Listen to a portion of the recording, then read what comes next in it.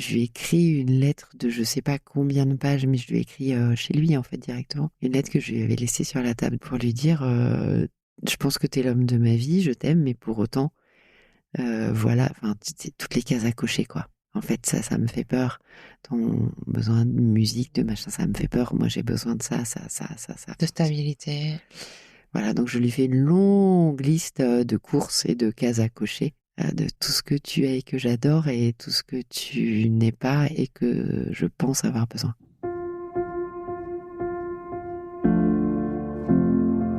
Je suis Marie-Charlotte Danchin et tu écoutes Crush, le podcast qui explore la magie des premiers jours des histoires d'amour. Chaque mardi, un ou une invitée vient à mon micro me raconter à cœur ouvert une rencontre qui a bouleversé sa vie, parfois pour une nuit, parfois pour quelques années, parfois pour toujours. J'espère que ces récits intimes seront pour toi une bulle de douceur et d'inspiration pour mieux comprendre et apprivoiser tes propres émotions amoureuses. Et si tu veux prolonger ces moments, partager tes histoires ou t'inspirer encore davantage, je t'attends sur Instagram et sur YouTube, @Crush le podcast.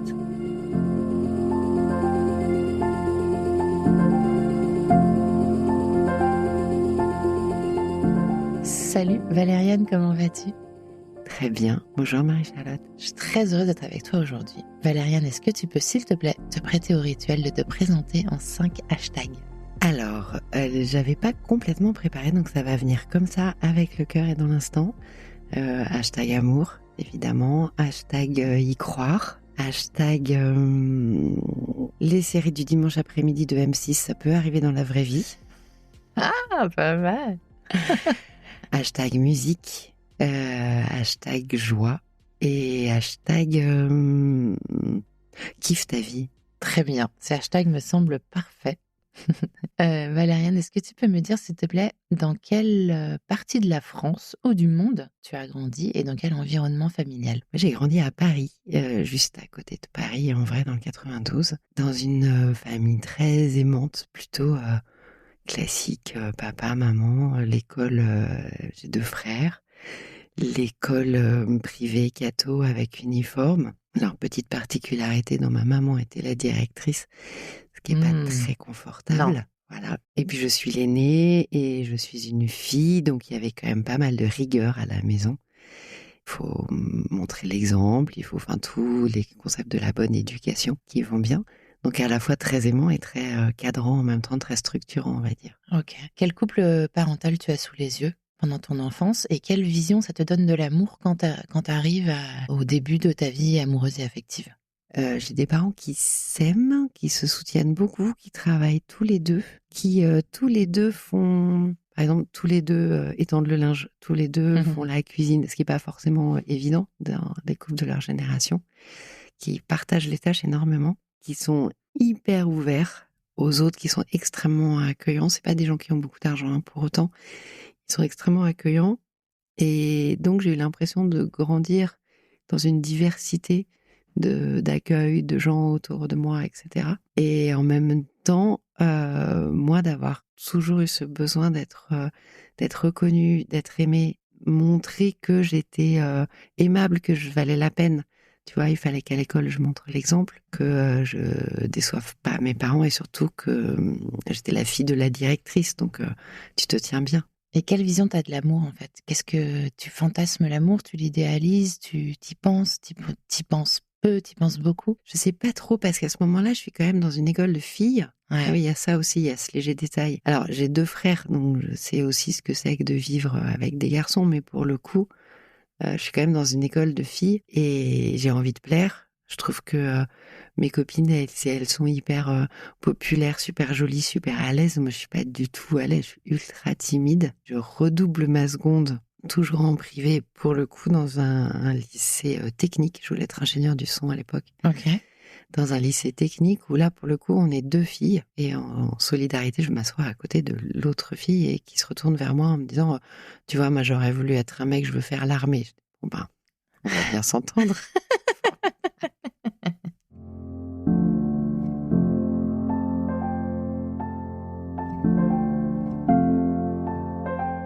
Est-ce qu'on peut remonter à l'été 1991 ? Tu as 17 ans. Qu'est-ce qui se passe à ce moment-là dans ta vie ? Dans quel état d'esprit tu es ? Je crois qu'à ce moment-là, j'ai réintégré l'école où travaillait ma maman, ou alors je suis en entre-deux. Ok.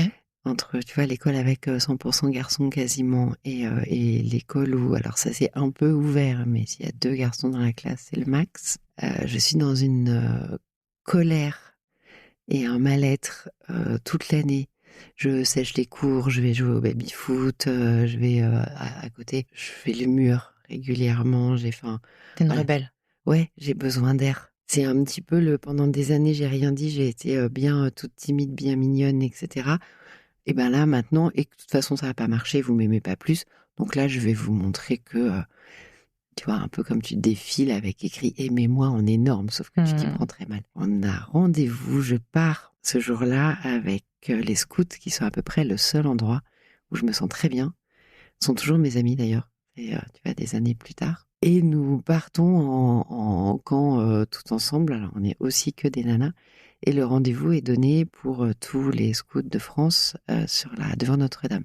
Assez symboliquement, parce qu'on va au concert du pape. On va voir Jean-Paul II à ce moment-là, en pèlerinage. Enfin, c'était plus un prétexte qu'autre chose. Mais voilà, je monte dans le car. J'embrasse mon papa qui m'avait accompagné et qui me dit, écoute, profite bien parce que nous aussi, ça va nous faire des vacances. Tu pars combien de temps ? On part 3 semaines. Ok. On fait 1 semaine, 10 jours en Pologne. On revient en France quelques jours et on repart sur un gros rassemblement national à Montpellier, des scouts aussi, donc toujours avec les mêmes. Et à ce moment-là, on monte dans le car, on traverse la journée. Moi, je joue de la guitare. Alors pas très bien, c'est juste pour nous accompagner au chant, mais parce que avec mes copines, on adore chanter à plusieurs voix, tout ça. Donc on sort les carnets de chant, je sors ma guitare, je m'installe comme je peux dans le car. Il n'y avait pas encore ces ceintures de sécurité qui te bloquent de partout. On était installés comme on voulait, faire un peu en mode rebelle. Et on se met à chanter. Et là, il y a ce mec qui se lève à côté et qui sort sa guitare et qui joue, sauf qu'il joue 1000 fois mieux que moi. C'est hyper vexant. Il joue ultra bien, donc il fait les solos à côté. Et moi, je regarde, mais sors, enfin, ça va pas, non? Et la journée se passe. Alors, toi, on part en Pologne en car depuis Paris, hein, donc on met 2 jours. Ouais, c'est très long. Donc on met 2 jours, la journée se passe, le soir, on fait plusieurs arrêts. Et le soir, le car continue de rouler, je crois. Que cette nuit-là, il a quand même pas mal roulé. Et nous, on est tous les deux assis, alors même pas à côté, en fait, avec les jambes qui pendent dans le couloir du milieu et chacun sur un. Et je crois qu'on a discuté toute la nuit. Vous discutez toute la nuit. Okay. Je ne saurais pas te dire de quoi on parle, mais on discute toute la nuit. Comment s'appelle ce garçon ? Renaud. Toi, à ce moment-là, tu sais ce qui se passe dans ta tête, dans ton corps ? T'identifies quelque chose ? D'abord, c'est très cool. La discussion est très simple. C'est pas du tout comme quand t'es en soirée où tu te demandes si t'as la bonne robe, le bon maquillage, est-ce qu'il m'a remarqué, ou tu peux, surtout à cet âge-là, faire un petit gloussement ou une posture lascive. De toute façon, t'es avec ta chemise de scout en pantalon beige, assis dans un car. Donc, tu vois, il y a aussi tout ce côté d'enjeu physique qui a disparu. On est juste en train de discuter et c'est plutôt très, très fluide, facile. Vous finissez par dormir ou... Alors, je crois que le car s'arrête à un moment, on doit dormir vaguement dans un champ, enfin, un truc... Ah, les scouts. Ouais, exactement. Et on repart le lendemain et là, on arrive sur un camp, enfin un endroit qui serait un peu notre camp de base. On s'installe, je crois qu'on arrive en soirée, on s'installe et avec mes copines et puis d'autres du car, parce que forcément 2 jours enfermés dans un car, ça crée des liens. Et d'autres du car, et ben je crois qu'on avait déjà repéré la boutique de vodka ou quelque chose comme ça, tu vois, à l'époque, sympathique. Et avec les 2 chauffeurs de car aussi qui s'étaient relayés, c'est qu'on se fait un truc genre soirée, guitare autour du feu de bois avec nos bouteilles, nos bières et à papoter, et tout le monde part se coucher.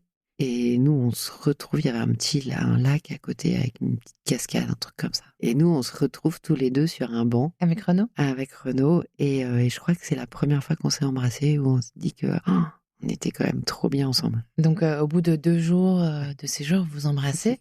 Est-ce que vous devenez un couple au sein du camp ou... Alors oui, assez rapidement, à ceci près que c'est un camp itinérant, qu'on rallie, je sais pas combien il y a de kilomètres pour aller jusqu'à Czestochowa où il y avait le grand rassemblement de Jean-Paul II, et qu'on marche pas dans les mêmes groupes. Donc en fait, il y a des scouts polonais, il y a beaucoup de scouts italiens, enfin, je sais pas, on doit être 200, quelque chose comme ça.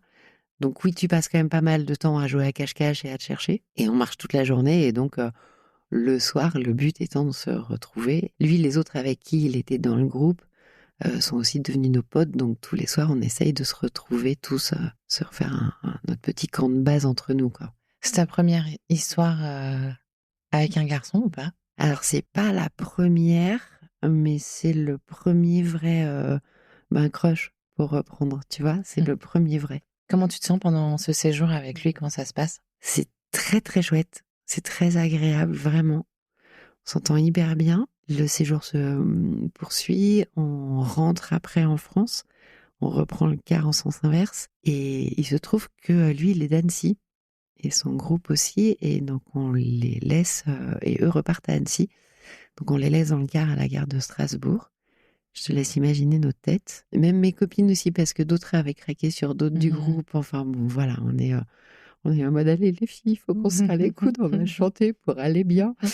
Voilà. On rentre à Paris, on repart direct à côté de Montpellier, juste entre nous. Pour situer, on est quand même en 91. Il n'y a pas de portable, il n'y a pas de WhatsApp, il n'y a pas de réseau, il n'y a pas tout ça. Il y a des cabines téléphoniques que ma fille appelle aujourd'hui des cabines de douche. Tu vois, parce qu'effectivement, dans la rue, c'est très bizarre. Il y a aussi les lignes fixes. Et il y a des lignes fixes avec le téléphone qui est au milieu du salon familial, ce qui est très chic. Donc, on apprend à dire « Oui, bonjour madame, pardon de vous déranger, je suis Valériane, une amie de Renaud. Pourrais-je lui parler, s'il vous plaît ?» Exactement, j'adore. Donc, on commence les conversations par ça. Et là, donc, précisément, on est dans un autre camp à côté de Montpellier. Et donc, la cabine téléphonique, autant dire qu'on fait la queue, on se chronomètre toutes. On n'est pas encore en carte bancaire, on est en pièces. Donc, tu vois, ça défile. Et là, je reçois une lettre, je crois, de sa part. Parce qu'on s'écrivait des lettres dans des boîtes aux lettres jaunes accrochées au mur avec des timbres. On n'envoyait pas des emails. Et on attendait quelques jours, une fois qu'elle était postée, pour la recevoir dans la boîte aux lettres avec frénésie et impatience. Avec des cœurs et du parfum sur les lettres quand vraiment on se lâchait. Et on repart à Montpellier, donc pour ce très grand rassemblement où on savait qu'ils venaient. Et là, on trépignait comme des greluches en attendant qu'ils arrivent. Puis ils sont arrivés, c'était trop chouette. Alors on avait tous, nous on était engagés dans le spectacle, eux et eux c'était le groupe de musique qui animait devant les 2000 personnes qui étaient là. Donc encore une fois, on n'avait pas tout à fait les mêmes journées, on pouvait pas tout à fait être tout le temps ensemble. Vous vous revoyez quand même? Mais on se voyait tout le temps, oui. Vous vous voyez. Et après ce rassemblement, est-ce que vous dites officiellement en couple ou pas? Je sais pas comment on matérialisait, on nommait ça à l'époque. Je crois que si, quand même. Ouais, je crois qu'on disait... Alors, on disait pas vraiment en couple, je crois qu'on disait on est ensemble. On est ensemble. J'ai un petit copain. Ouais, c'est ça, on disait j'ai un petit copain, ouais. Est-ce que tu veux sortir avec moi? T'es mon petit copain. Oui, t'es mon petit copain. Ok. Exactement. Le camp se termine, lui repart à Annecy avec son groupe, nous on repart à Paris avec le nôtre, donc rebelote, sauf que là on sait pas quand on se revoit du tout. CF, le téléphone fixe dans le salon familial, les courriers, voilà. Lui il a 19 ans, moi j'en ai 17, donc je suis encore au lycée. Et puis malgré tout, on arrive à rester ensemble, à essayer de se voir. Il fait ses études à la fac à Chambéry et j'étais passé un week-end. Alors, il est en coloc où ils dorment à deux dans le salon, donc si tu vas avec ton sac de couchage, tu dors sur la moquette et tout, mais c'est quand même très cool. Je sais que lui, lui a dû venir à Paris aussi chez mes parents quelques fois, mais c'est pas non plus énorme, donc on s'écrit. On se voit quand même comme ça par épisode. Et j'ai 23 ans. Moi, je suis photographe. J'ai fait une école de photo. Je suis photojournaliste. Et lui, il est encore à la fac. Et il est surtout musicien. Il est vraiment musicien. Il adore la musique. Donc, ça fait 6 ans que vous êtes ensemble. Exactement. Ça fait 6 ans qu'on est ensemble. Et vous êtes jamais retrouvés au même endroit? Vous étiez encore séparés toujours entre Paris et Chambéry? Ouais, en fait, dans une de ses lettres, il me dit, je termine mes études, là ça y est, je vais commencer. Enfin, j'ai terminé mes études, ça y est, je vais commencer un boulot fixe. Je vais pouvoir prendre un appartement, s'installer, etc. Il sait que moi je suis photographe et je fais des petits boulots à côté, parce que c'est pas évident de démarrer dans la photo. Tu vois. Et donc il me dit, écoute, laisse-moi encore un petit peu de temps, mais là, je vais nous trouver un endroit et comme ça, tu viens me rejoindre, on s'installe, tu trouveras un boulot ici ou de la photo ici. De toute façon, il y a de quoi faire. À l'époque, on est encore en photo argentique et il y a encore des boutiques photo, il y a encore voilà. Et puis on s'installe ensemble et tout ça. Donc on a, tu vois, on a un peu tous ces rêves dans la tête de, c'est bon, on fait notre vie ensemble, on s'installe. À la limite, on aura la maison, la balançoire et le chien, tu vois. Okay. Enfin, tu vois, des vieux de 23 ans. Et sauf que quand il a 25 ans, le jour où il devait commencer son boulot, son papa décède très très brutalement pour le coup. Et enfin, il était malade, mais pour autant, l'annonce a été quand même très brutale. Après, pendant le mois qui suit, d'abord, c'est très dur pour moi d'être à distance. Et en même temps, lui, je le sens complètement embarqué dans, de toute façon, il faut, on prépare la cérémonie, etc. Je vais à la cérémonie. J'arrive quelques jours avant et là, c'est un peu soirée de potes, tartiflette, dans l'action. Et on passe le nouvel an ensemble. Pour le coup, c'est lui qui vient à Paris. Son papa est décédé un 1er décembre, donc j'ai le nouvel an 1er janvier. Et là, il s'effondre en larmes au passage du nouvel an en disant j'ai plus de papa, j'ai plus de papa. Et après, ça a été à ce moment-là, je pense qu'il a vraiment réalisé ce que ça voulait dire. Et puis à 25 ans, on est encore très jeune. Moi, j'en ai 23. À partir de ce moment-là, il y a eu une envie de vivre son rêve, de vivre sa passion pour la musique qui a été vraiment décuplée. Il est parti complètement là-dedans et avec son groupe, il commence à se dire mais si en fait on y va, on va arrêter de jouer juste autour, on va se faire une tournée, on va partir en tournée en Allemagne, tu vois vraiment et il se met à bosser à fond dans la musique. Et moi ça me fait un peu peur. Je trouve ça génial. En même temps ça me fait peur. Pourquoi?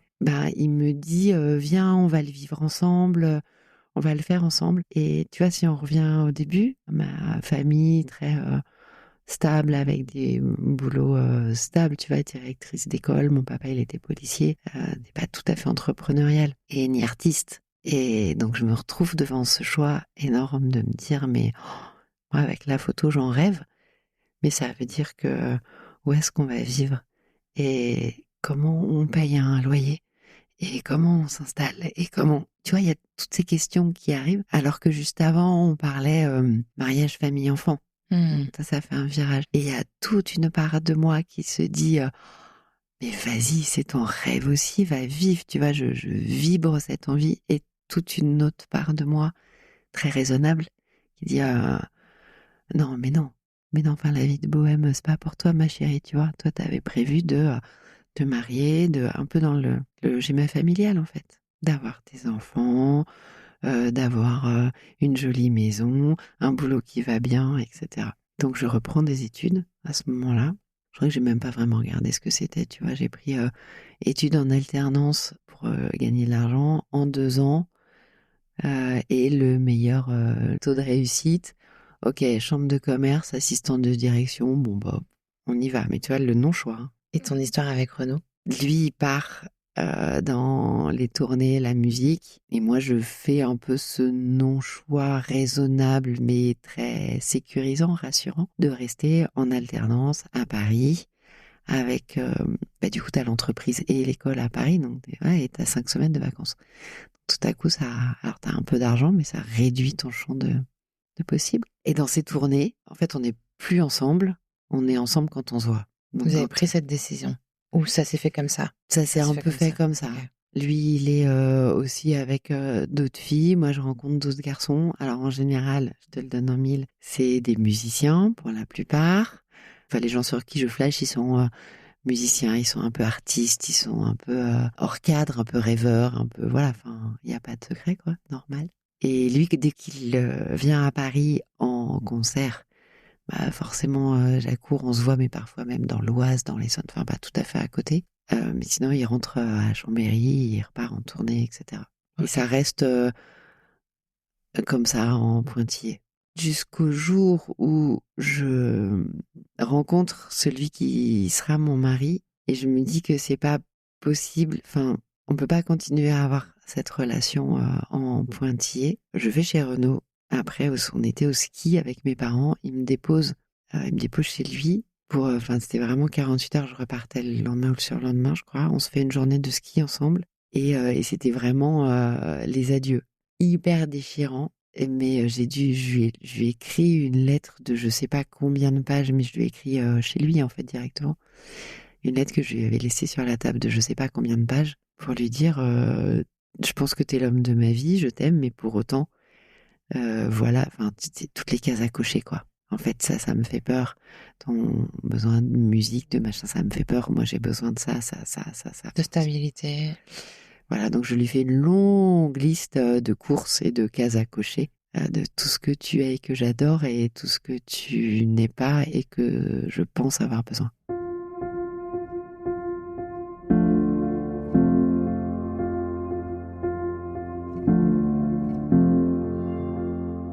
Et toi, tu t'embarques dans une nouvelle histoire avec un nouvel homme. Exactement. Toi, ça c'était en hiver. Quand tu te maries en été, tu commences tes essayages de robe de mariée en hiver. Ah, donc déjà, t'es blanc comme pas possible. T'essayes une robe blanche. Et en plus, moi, j'étais au fond du trou à essayer des robes blanches. Et je me souviens très bien d'avoir discuté avec ma maman en disant, bah, tu sais, c'est fini avec Renaud, mais quand même, c'est dur. Et ma maman me dire, si t'es pas sûr de toi, il n'y a aucune obligation de te marier. Ouais. Prends ton temps, en fait. Tu vois, tout va bien. T'étais bien avec cet homme? Ouais. Ok.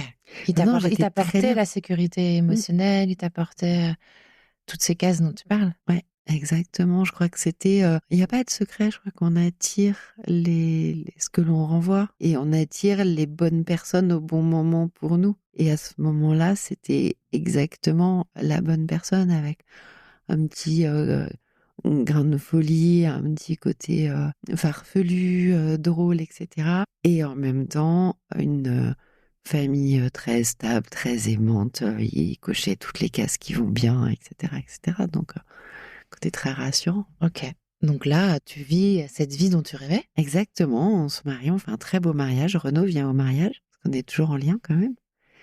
Et donc Renaud vient au mariage, on se marie, on a nos enfants. Renaud lui rencontre sa femme. Bah, il vient avec sa femme chez nous, juste une soirée avant de reprendre l'avion. Il revient une autre fois, je sais plus, les enfants étaient petits. T'as eu combien d'enfants? J'en ai 3. Ok. J'ai 3 enfants. Et donc Renaud, il est là un peu en pointillé dans ta vie. Toi, tu as fait le deuil de votre relation. Complètement. Donc c'est un ami, Ouais. avec qui tu as eu une histoire particulière il y a quelques années. Pour autant, il sort pas complètement de ta vie. Non, ça reste un ami. On sait qu'on a toujours un lien très fort. Typiquement, il est pas le parrain de mes enfants, parce qu'il y a un espèce de lien qui est différent. Enfin, et il y a toujours ce lien. Après, on se voit, quand je te dis, il vient à la maison, il est venu 2 ou 3 fois en 20 ans. Comment toi, tu te sens dans cette relation avec ton mari? Vous avez vos 3 enfants, t'as coché toutes tes cases et tout. Est-ce que tout va bien dans ta relation avec lui? Ouais, c'est chouette. Bah, c'est un petit peu, j'ai la vie bourgeoise dont je rêvais avec les 3 enfants. Tu vois, les triplés dans Elle, les robes à smoke, le bermuda bleu marine, la chemise en lin blanche et les mocassins à picot. Je te jure, je peux te montrer des photos, ils sont exactement habillés comme ça. J'en suis très fière, c'est tout à fait ravissant. C'est ce que tu penses à ce moment-là. Exactement. Et tu es heureuse. Ouais. Je sais que je me conforme à une vie parisienne bourgeoise, que moi j'ai détesté l'école, mais vraiment s'il y a un endroit au monde où j'ai été extrêmement malheureuse, c'était à l'école. J'avais pas de copine à l'école, et pour autant je mets mes enfants dans une école privée, je les habille bien comme il faut, tout mignonnet. Vraiment, ils sont complètement instagrammables, hein. C'est très très. Je fais des tonnes de photos d'ailleurs, ils sont très très beaux. C'est canonissime. Ils ont toute la panoplie qui va bien. C'est pas forcément moi, mais à ce moment-là, c'est ce dont j'ai besoin. Enfin, c'est ce qui me va bien, quoi. Tu vois, une espèce de reconnaissance extérieure de ah bah c'est une super maman, t'as vu, oh quels beaux enfants, quel machin. Et moi j'ai l'impression que du coup ça me fait du bien, ça me va finalement. Ton côté rebelle a disparu. Ouais, mon côté rebelle, il est vraiment Enfoui. complètement dans une espèce de boîte de Pandore que j'ai dû enterrer au fond du jardin, tu vois. C'est vraiment ça. Vraiment, vraiment. Et en fait, mon côté rebelle, il revient finalement. Enfin, il revient. Oui, un peu malgré lui, parce que les enfants, en grandissant, invitent un colloque. Des colloques, d'ailleurs.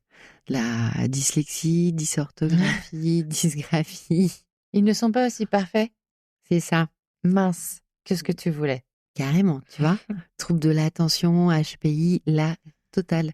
Ce qui fait que j'ai des enfants, enfin je revois encore.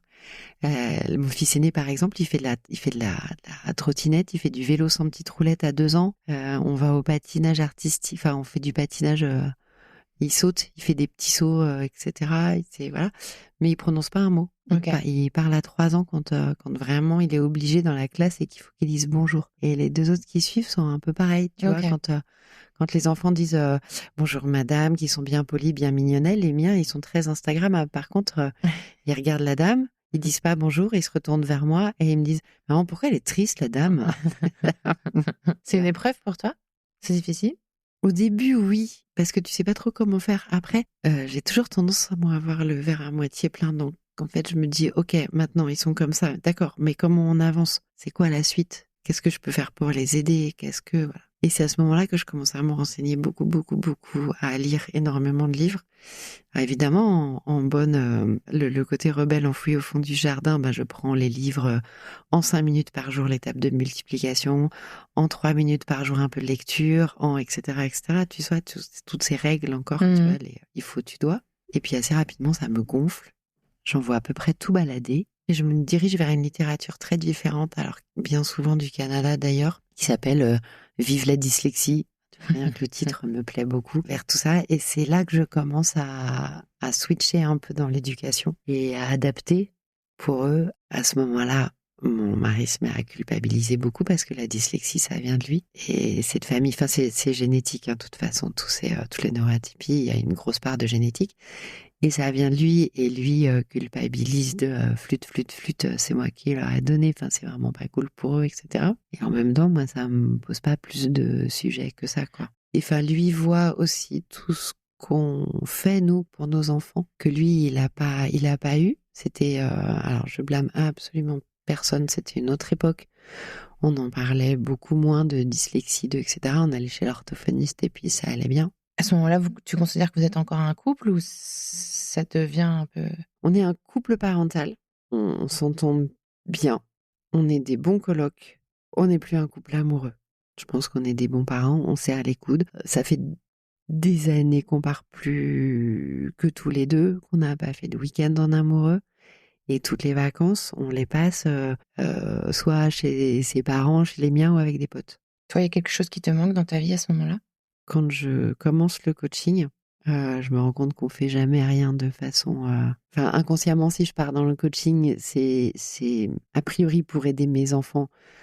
En fait, ça m'aide moi aussi beaucoup parce que en école de coaching, on est aussi supervisé et puis on travaille en binôme, etc. Et un jour, mon superviseur à qui je raconte un petit peu tout ce qui se passe me dit ok, et toi, qui prends soin de toi? Et là, je stoppe net et je fonds en larmes. Mais ça a duré, je pense, 1 heure où j'ai pas réussi à m'arrêter. J'avais vraiment, effectivement, pas grand monde. Mais bon, pour moi, c'était pas forcément très grave. Ça allait jusqu'à ce que ça aille plus forcément. Enfin, je pense qu'à ce moment-là, je suis très aigrie. Je vais pas très bien. Ça me fait un switch aussi où je me dis, après tout, elle flûte, quoi. Enfin, mon mari a planté sa boîte quelques années avant. Il a mis 5 ans avant de reprendre un boulot. Je l'ai un peu porté à bout de bras. Je porte à bout de bras. J'essaye d'être au plus près des enfants, d'être un peu joyeuse tout le temps, de faire les anniversaires, de faire, etc. Et puis j'en ai marre, quoi. Tu vois, j'ai envie de le secouer, j'ai envie de lui dire, mais à quel moment, enfin... Et quand je râle un peu, j'ai un bouquet de fleurs. Alors bon, ben, c'est super sympa, tu vois, mais... Je préférais que tu t'occupes des enfants. Mais voilà, ça amène pas vraiment. Bon. Et puis je pense que lui aussi, à ce moment-là, il en a marre, tu vois, le fait d'avoir planté sa boîte, de s'être un peu occupé des enfants, de nous avoir mis à moitié à la rue parce qu'il y a eu un épisode très difficile comme ça, etc. Là, il a envie de reprendre, tu vois, il vient de reprendre quand je commence le coaching, il vient de reprendre un boulot avant le confinement, et puis envie de reprendre une place d'homme, et d'homme au sens où lui il l'entend, où c'est vécu dans sa famille. En fait, moi, ça me va pas du tout. Ça me va vraiment pas du tout parce que je me retrouve avec encore plus. Enfin, je pense que ouais, je suis aigrie, triste, pas bien. Ça fait des années que je bosse et j'ai repris un boulot quand il a planté sa boîte. J'en ai marre d'être salariée, j'ai envie de faire autre chose. Dès que je parle des neuroatypies, des enfants, je vois comment ça connecte, je vois comment il y a des gens qui sont malheureux. Moi, j'ai envie d'en parler dans la joie, positivement. Je veux lancer mon truc, je veux aider les gens, je veux être coach, je veux vraiment le faire. Et il me dit, bah ok, très bien. Enfin, tu vois, ça fait des années que tu me soutiens.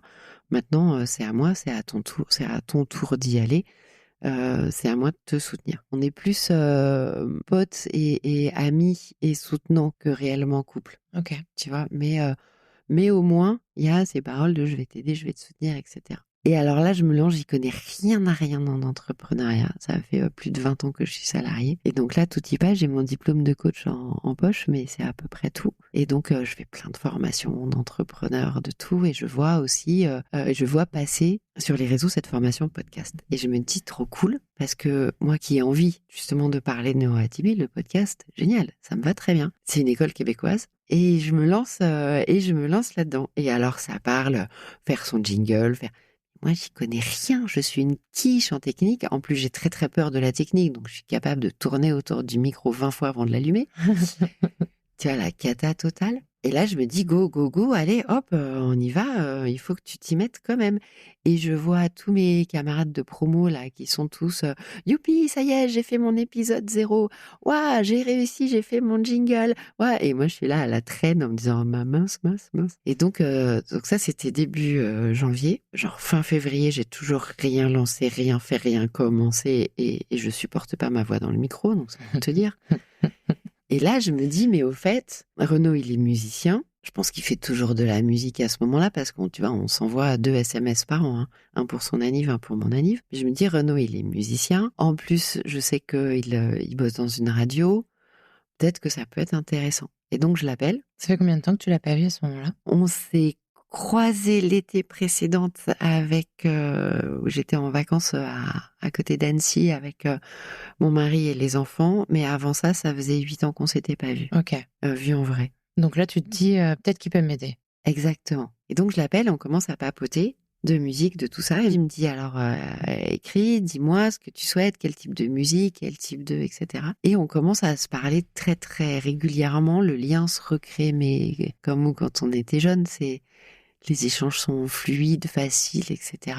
Et à un moment, il me dit, écoute, c'est pas possible ce que tu m'envoies, ça va pas le faire. Viens, si tu peux, tu viens passer 2 jours à Chambé. On va dans les studios de la radio, on va enregistrer. Si c'est trop impressionnant pour toi, on ira, on le fait au moins chez moi, au micro, mais dans des vraies conditions de studio d'enregistrement. Et là, ça va te décoincer parce que c'est pas possible. Enfin, tu vois, on arrive en avril, j'y suis depuis janvier et j'ai toujours pas fait un enregistrement. Donc, voilà. Il me dit, t'écris tout et tu viens. J'en parle à mon mari qui me dit, très bien, de toute façon, je sais plus ce qu'il fait à ce moment-là, mais il me dit, non, mais super, il a raison, de toute façon, si tu veux lancer quelque chose, il faut y aller. Et donc, je pars avec, je saute dans le train, trop contente, hyper impressionnée en même temps, parce que, tu vois, je me dis, oula, je vais enregistrer. J'arrive à Chambé, et on se retrouve le soir, il vient me chercher, on se pose tous les deux, on se prend un verre de vin, et là, on était, comme au bord du lac en Pologne des années plus tôt, quoi. À 17 ans. Exactement. Vraiment, on a 17 ans et on est là comme des couillons à se regarder dans le blanc des yeux en disant « Ah merde, oups, c'est ballot ». Et en plus, alors, ce soir-là, il me dit « Écoute, de toute façon, on va enregistrer tes podcasts. Et puis, par contre, je vais te faire écouter un truc. » Et là, je lui avais envoyé un enregistrement merdique. Mais tu vois, j'avais pris iPhone, j'avais appuyé sur dictaphone, j'étais dans ma cuisine, la fenêtre ouverte alors que j'habitais sur les quais. T'imagines la qualité du son, quoi. Et je lui avais envoyé ça comme bande 0, enfin comme épisode 0. Tiens, je te fais écouter un truc. Et en fait, Il a bossé comme un dingue pour nettoyer toute la bande-son. Il a composé une musique exprès pour moi qu'il a mis dessus et ce sera mon épisode 0. Et il me fait écouter ça et j'étais, mais... oh, et tu vois, j'en pleurais. Enfin, j'ai encore l'émotion là. Tu vois, j'en pleure à ce moment-là. Comment se passe ce week-end ensemble? C'est canon. Après, on se concentre sur le taf. On se concentre sur les enregistrements. On sait qu'on a 24 heures. Tu vois, je rentre juste après. Donc voilà, on se concentre là-dessus. C'est difficile parce que après, quand t'es dans le boulot et quand t'es dans l'action, enfin dans le boulot, je kiffe enregistrer finalement, je kiffe faire des podcasts. Je me mets à... Le fait qu'il m'ait fait ce montage avec sa musique dessus, j'ai plus du tout le même... J'entends plus ma voix de la même façon. Pendant des années, on m'a dit que j'avais une voix de téléphone rose, alors j'osais pas parler, tu vois. J'osais pas faire les messages de répondeur, j'osais pas... Non, mais c'est fou comme ça peut faire mal, hein, tu vois. Ce genre de réflexion débile. Ah, t'as une voix de téléphone rose. Ok, je dirais plus rien. T'as une voix 36-15 là. Exactement, tu vois. Du coup, je parlais pas. Donc là, je me réapproprie ma voix, enfin, je la redécouvre et je me dis, ah ouais, chouette, en fait, ça peut être une pote. Je suis d'accord, elle est très belle ta voix. Si. Je dis, ça peut être une pote, alors que on n'a pas, on s'entend pas. Donc, au départ. Donc voilà, il se passe tout ça ce week-end. C'est très chouette. J'ai des petits enregistrements. Enfin, on en a fait plusieurs. On a enregistré 5 ou 6 épisodes. Il me dit, ok, je vais faire les montages. Je te les renvoie. Je repars avec mon épisode 0 de Run dans la poche, quoi, en me disant génial, je peux le lancer. Ça, on est en mai. On est le 18 mai 2023, tu vois, où je suis revenue là-bas. Et je rentre à Paris avec mon épisode 0, avec plein de choses dans la tête, dans le cœur. Mais il se passe rien entre vous ce week-end-là avec je suis mariée. Enfin, il y a un truc, de toute façon, je suis engagée, je suis mariée, et voilà, et c'est comme ça. Et puis, même si c'est difficile avec mon mari, même s'il y a des hauts débats, même si on a déjà parlé, même si ça fait déjà 5 ans qu'on parle de séparation, pour autant, tu sais, tu te dis, allez, dans l'adversité, ça va le faire. Et on va y arriver. Je rentre, mon mari m'envoie un SMS en me disant, t'arrives à quelle heure à la gare, tu vois, à la gare de Lyon? Je lui réponds, il me dit, je viens de chercher. Ça fait 10 ans que tu viens plus me chercher à la gare, quoi. Que se passe-t-il? Et je lui dis, bah écoute, c'est hyper gentil, mais si tu veux, toi, de gare de Lyon, je vais rentrer à côté. Bon, on habitait à côté de Rosa Bonheur. Il me dit, bah je viens de chercher à la gare là, et puis on va se boire un verre chez Rosa. Je dis, bah trop cool, trop bien. On arrive chez Rosa, on se prend chacun notre bière, et il me dit, écoute, je veux vraiment divorcer, en fait. Ah. Oh, ok. Bon, ben, d'accord. Ah, tu l'avais pas vu venir.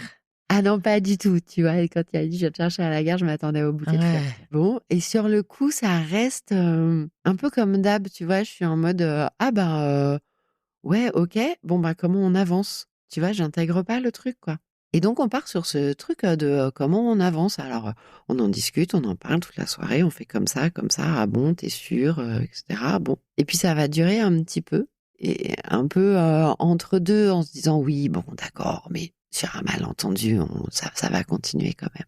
Et puis, un vendredi soir, la semaine suivante, je crois, le vendredi soir, il y avait des potes qui invitent à un concert de potes à eux sur une péniche. Et puis je dis à mon mari, bah tiens, tu viens, on y va. Enfin, et il me dit, ouais, non, je sais pas, parce que demain je bosse, et puis moi j'ai une soirée de potes. Et puis je lui dis en marrant, ah bah, tu préfères passer une soirée avec tes collègues et tes potes plutôt qu'avec ta femme.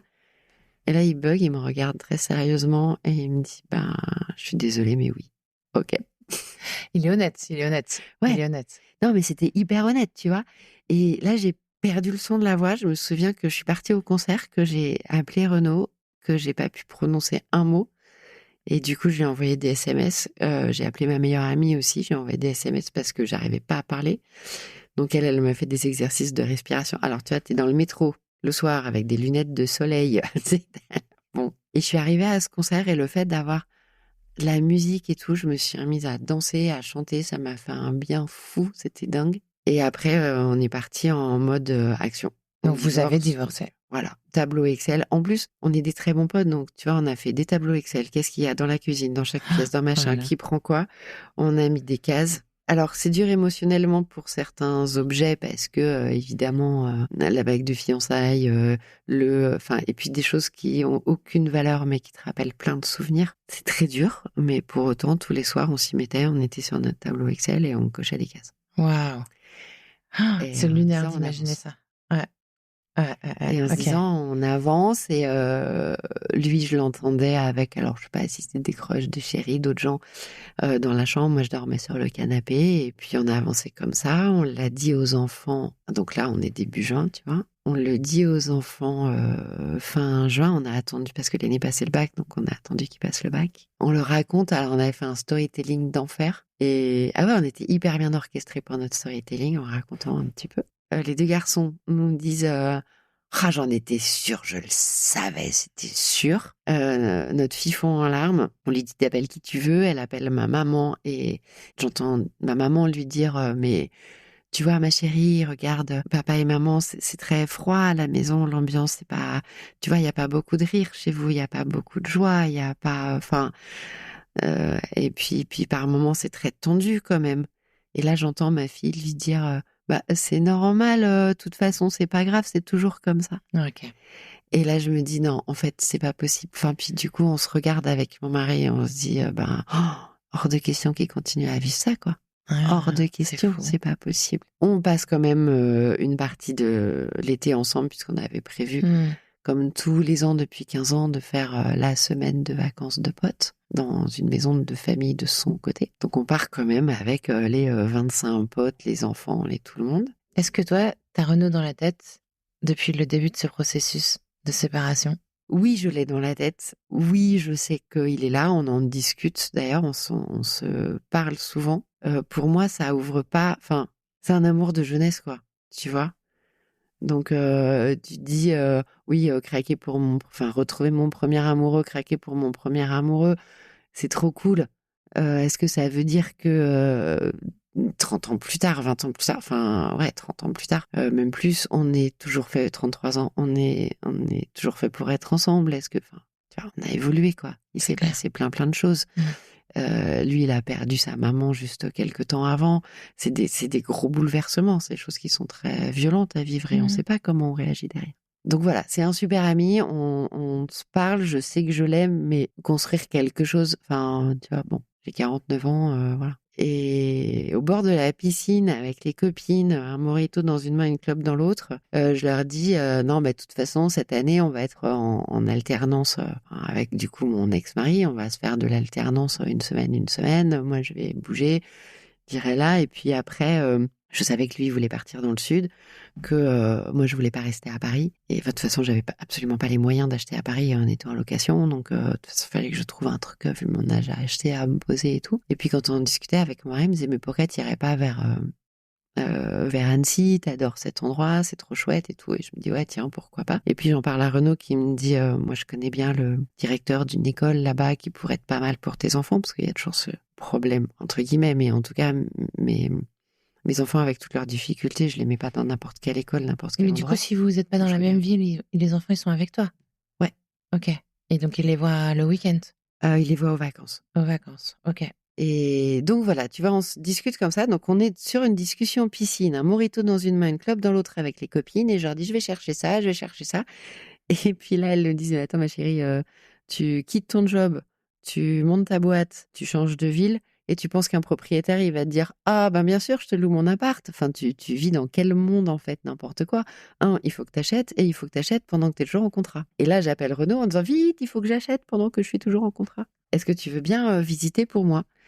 Et là, je regarde les prix à Annecy, je me dis, tiens, Paris, copier-coller, c'est les mêmes prix, hein, au secours. Et donc Renaud me dit, bah, sinon tu peux toujours acheter sur Chambéry, hein. Enfin, tu vois, il y a des super écoles, c'est très bien et tout. Donc je regarde sur Chambéry, effectivement, c'est beaucoup plus dans mes moyens. Et il va visiter pour moi. Alors, il visite en visio. Enfin, moi, je suis en visio. Il visite comme ça à distance, sachant que le temps est compté puisque je quitte mon job derrière pour monter mon entreprise. Et au moment de faire les dossiers de prêt, donc il y a un appart sur lequel je me dis, ouais, quand même pas mal. Et 1er septembre, c'est son anniversaire. Donc je lui fais la surprise de revenir le 1er septembre. On va visiter l'appart. On s'installe dans les canapes de l'appart. Je pense qu'on aurait pu y passer la soirée et y rester tellement on était bien dans cet appart. Et on ressort. Et il y a tous ses potes qui lui ont qui lui ont organisé un apéro et tout pour son anniversaire. Et du coup, en allant jusqu'au bar pour les retrouver, il me dit, j'aimerais bien qu'on achète ensemble. Et j'étais, Mais s'était passé quelque chose ok. entre vous à ce moment-là? Oui, si, on s'est retrouvés l'été. Je l'avais appelé en disant je suis toute seule avec les enfants, il faut que je loue quelque chose, hors de question de les ramener à Paris. Est-ce que tu connais pas dans les environs de chez toi parce que c'est vachement joli et tout. Ok. Et donc il trouve un voisin qui loue dans la même résidence que lui. Et c'est au bord du lac d'Aiguebelette, c'est trop beau. Donc je dis ben j'emmène. Et là je suis super mal parce que je me dis les enfants, enfin surtout l'aîné, il va me griller. C'est plié, il va le voir. Mais vous êtes ensemble avec Renaud à ce moment-là? Il s'est passé quelque Non, chose? on n'est pas ensemble, mais on sait que tout à coup, il y a un champ des possibles qui s'est ouvert, tu vois. Ouais. Mais on n'est pas encore ensemble. Mais on sait qu'on va passer du coup des vacances presque ensemble, avec mes enfants en plus, et que de toute façon, enfin, c'est évident que les enfants, ils vont nous cramer, quoi. Et je me revois encore assis sur le balcon avec mes 3 enfants, prenant une grande respiration en mode storytelling, ma chérie, travaille ton storytelling. Et où je leur refais le storytelling de alors, quand j'avais 17 ans, j'ai rencontré un garçon et on est retombés très, très, très amoureux. Et là où Et il habite on la maison va, d'à côté. voilà, c'est là, etc. Et donc, on est encore amoureux. Non. Alors, évidemment, l'aîné me dit, je le savais, j'en étais sûre. Les heures au téléphone, j'en étais sûre que c'était Ouais. pas juste un pote. Ils sont souvent plus lucides que nous. Clairement. Et Donc, donc, effectivement, on est revenus ensemble ok. l'été. On passe l'été ensemble, c'est hyper sympa.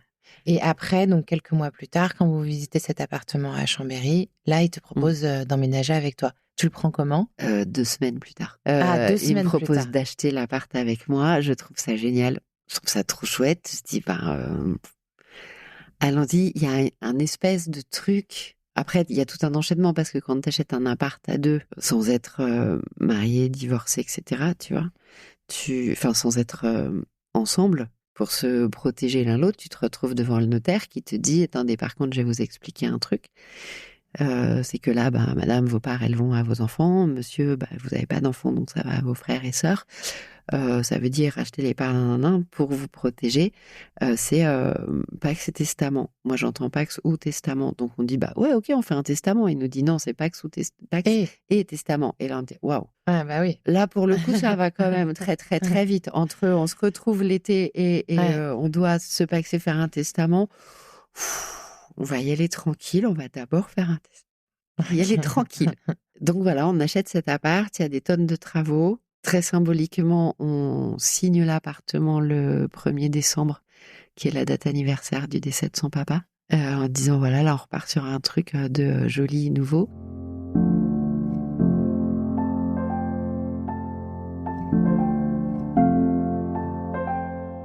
Donc aujourd'hui, on est 2 ans plus tard, 2 ans après vos retrouvailles et après cet achat de cet appartement à Chambéry. Vous vous êtes pacsé finalement? Oui. Pour l'achat de l'appart ou après? On s'est pacsé après l'achat de l'appart, mais très rapidement après, et en se disant c'est pour les papiers de l'appart. Ouais. Mais en fait, quand tu te retrouves à remplir les papiers et à la mairie, il y a autre chose qui se passe. Ouais. Vous vivez ensemble aujourd'hui? Oui. Donc c'est le beau-père de tes enfants? Exactement.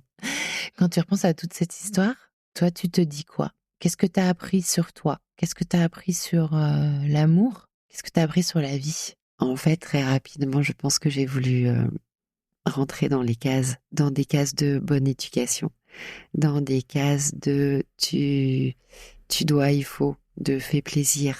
Tu rentres un petit peu dans un schéma et un modèle familial qui va bien. Et j'ai jamais osé faire un pas de côté, être complètement moi. Et j'étais complètement moi quand je l'ai rencontré.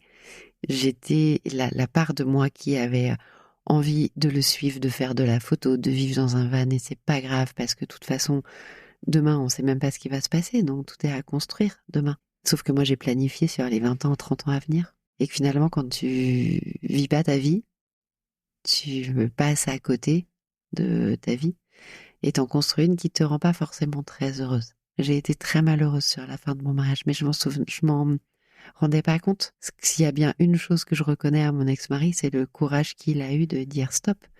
Et je l'admire beaucoup pour ça.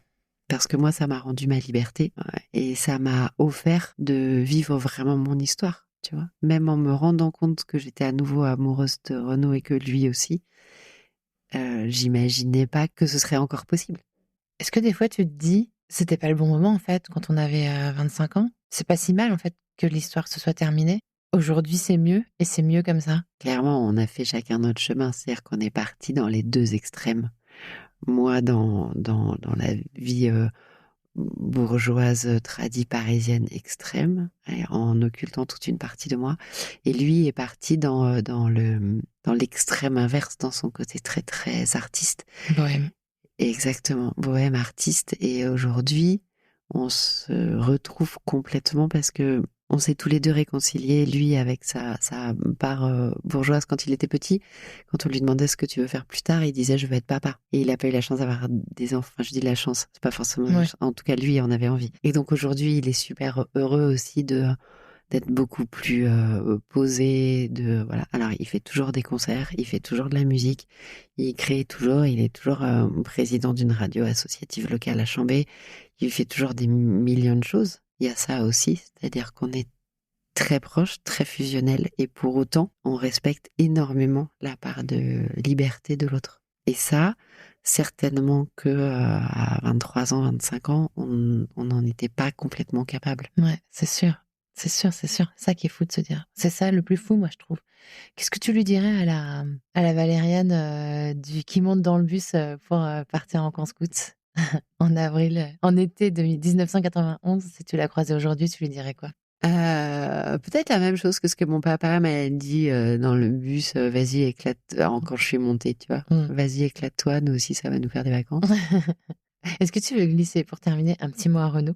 C'est lui le premier qui m'a dit je crois que t'es la femme de ma vie, au moment où moi j'étais encore mariée et où ça résonnait très fort. Ouais, c'est vraiment l'homme de ma vie, clairement. Tu vois, il y a ce message aussi de dire on passe des années à essayer de vivre la vie de quelqu'un, bien souvent. C'est complètement inconscient, hein. On répond à des tas de codes, de cases, etc., etc. Et pourquoi pas? Tu l'as dit très justement, on finit par par se retrouver. Si on veut, ça a été un long chemin de développement personnel. Pour moi, pour lui aussi, c'est pas arrivé du jour au lendemain, hein, le fait que aujourd'hui on soit encore potes avec mon mari et qu'on se parle et qu'on se soit pas déchiré et qu'on ait divorcé en 2 mois après 20 ans de vie commune, c'est aussi beaucoup de développement, d'accueil de soi, de s'aimer soi d'abord. Et quand on apprend à s'aimer soi d'abord, ça devient super joli et ça devient vraiment chouette. Donc ouais, c'est une espèce de certitude que c'est ma moitié, et tout en étant très très libre dans nos actes, nos choix, on discute. Et donc ce genre d'histoire existe vraiment. Ce n'est pas seulement dans les téléfilms d'M6 du dimanche après-midi. Merci beaucoup Valériane d'être venue me raconter cette histoire. Tu passeras le bonjour à Renaud. Et merci à tous de nous avoir écoutés et prenez soin de vous. Merci beaucoup Valériane. Merci Marie-Charlotte.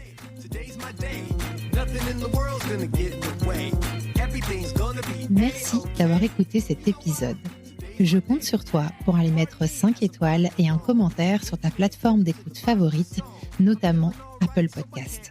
Ça prend littéralement 30 secondes et c'est crucial pour soutenir mon travail complètement indépendant. Si tu veux venir à mon micro, tu peux m'écrire sur crush.lepodcast@gmail.com et si tu veux me soutenir financièrement, clique sur le lien Patreon dans le descriptif de cet épisode. Mille merci pour ton écoute et à la semaine prochaine pour un nouveau Crush. I'm not sure how long it'll last, but I'm gonna keep smiling and having a blast. I take aim and I just can't miss. Ask me why do I feel like this?